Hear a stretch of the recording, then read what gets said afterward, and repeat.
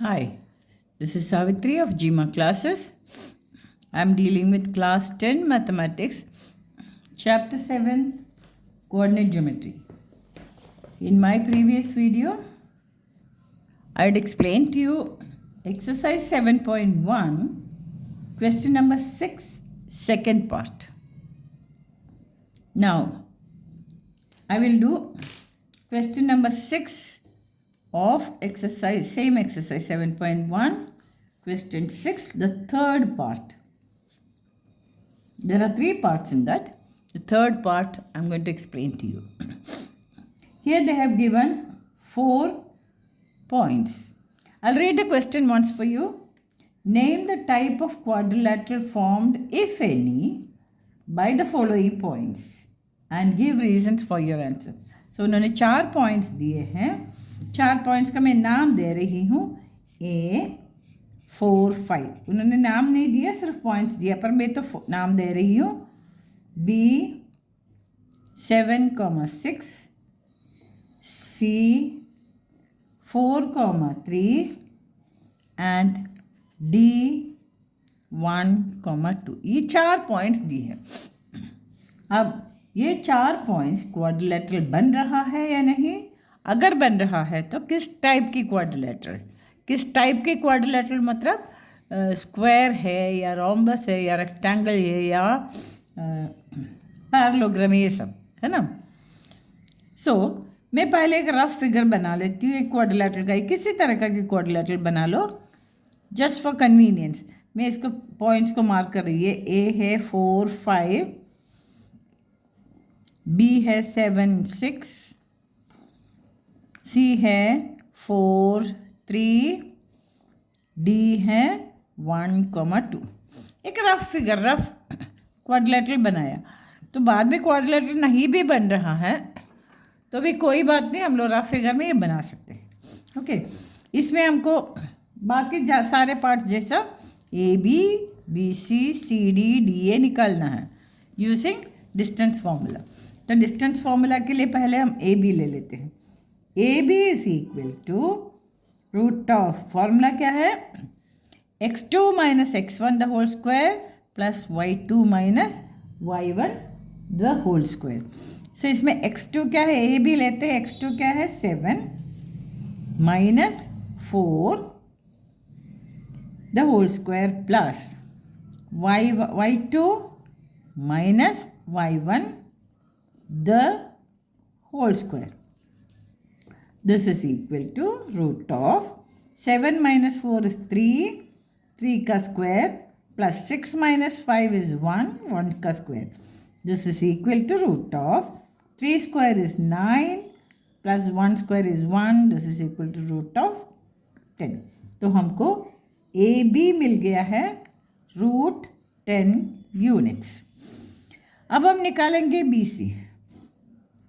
BC is equal to root of, इसमें क्या, ये x1 y1 ये x2 y2. So 4 minus 7 the whole square, x2 minus x1 the whole square plus y2 minus y1 the whole square, 3 minus 6 the whole square. This is equal to root of 4 minus 7 is minus 3 का whole square plus 3 minus 6 is also minus 3 the whole square. This is equal to root of minus 3 का whole square क्या है, minus 3 into minus 3 that is 9 plus here also it is 9. So you are getting root of 18. So हमको BC मिल गया है root of 18. अब निकालेंगे CD. CD निकालेंगे तो ये हो गया x1 y1, ये हो गया x2 y2. So x2 minus x1 the whole square, 1 minus 4 the whole square plus 2 minus 3 the whole square, 2 minus 3 the whole square. This is equal to root of 1 minus 4 कितना है, minus 3 का square plus 2 minus 3 कितना है, minus 1 का square. This is equal to root of -3 का square क्या है 9 plus -1 का स्क्वायर है 1, सो 9 + 1 दैट्स इक्वल टू √10। अब जब करते वक्त ये ध्यान रखना है आप लोगों को कि इधर एक बार √10 मिल गया, इधर भी √10 मिल गया है ना। अब हम निकालते हैं DA निकालना है तो ये हो गया x1 y1, ये हो गया x2 y2, सो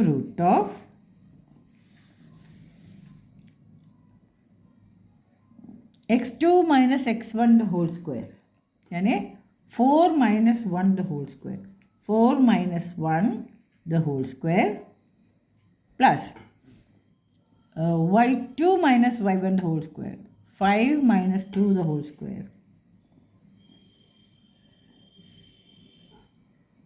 √4 - 1 कितना है 3 का square plus 5 - 2 is also 3, that's equal to √9 + 9 that's equal to √18।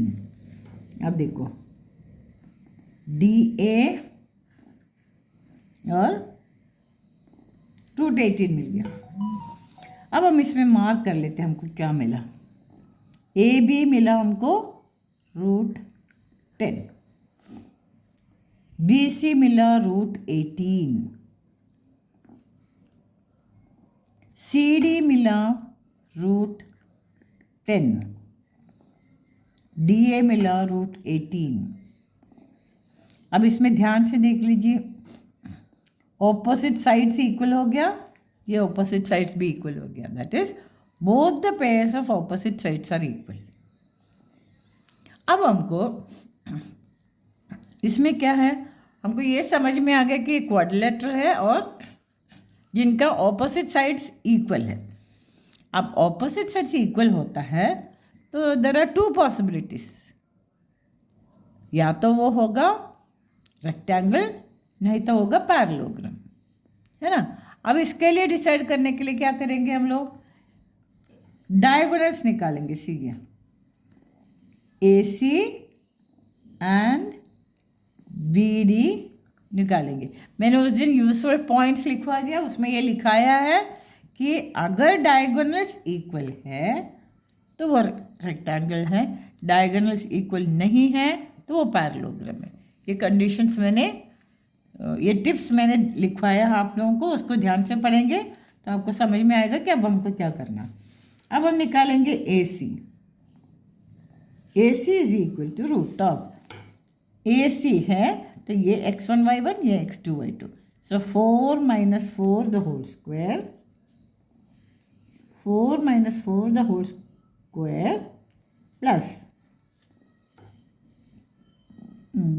3 - 5 the whole square, 3 - 5 the whole square, तो ये मिल गया आपको ये तो 0 हो जाएगा, इधर 3 - 5 is -2 the whole square that's equal to 4, तो AC हमको मिल गया 4। अब हम BD निकालेंगे, BD इज इक्वल टू क्या है,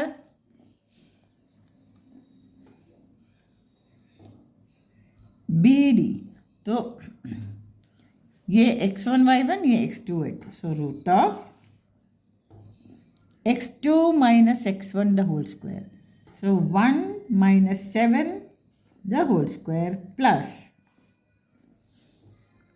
2 - 6 the whole square, 2 - 6 the whole square, this is equal to 1 - 7 is -6 the whole square plus 2 - 6 is -4 the whole square, this is equal to √36 plus 16 that's equal to √52।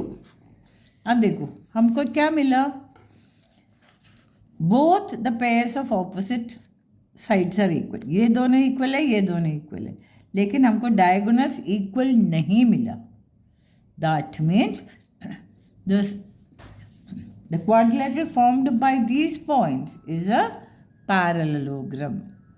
अगर ये diagonals equal मिल गया तो हमको मिल जाता वो rectangle, लेकिन इधर पैरेललोग्राम मिल गया. Did you understand? Now here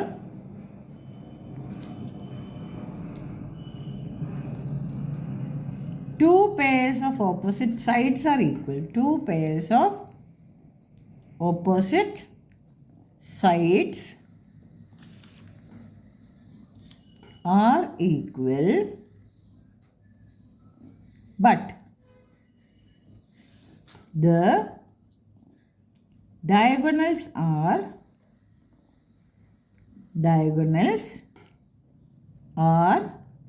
not equal. Therefore, the quadrilateral formed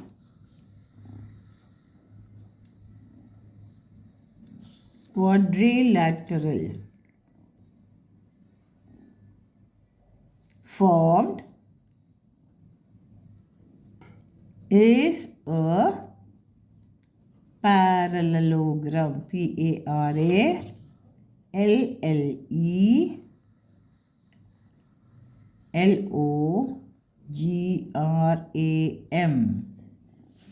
Parallelogram.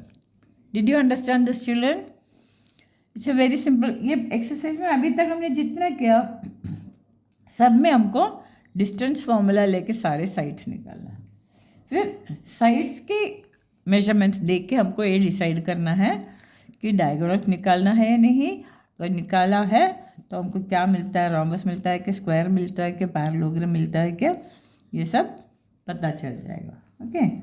Okay, that is all for today. Now in the next video I'll be doing question 7 for you. Exercise 7.1 का 7 करेंगे. अभी please children don't forget to like, share and subscribe my channel GMAS classes, and please press the bell icon so that you get immediate notification of the videos that I am uploading. Okay, then अब ये सब playlist में डाला हुआ है. Any chapter that you want to see, you can go and see the playlist. You will get all the exercises of the NCERT book. Thank you. Bye-bye.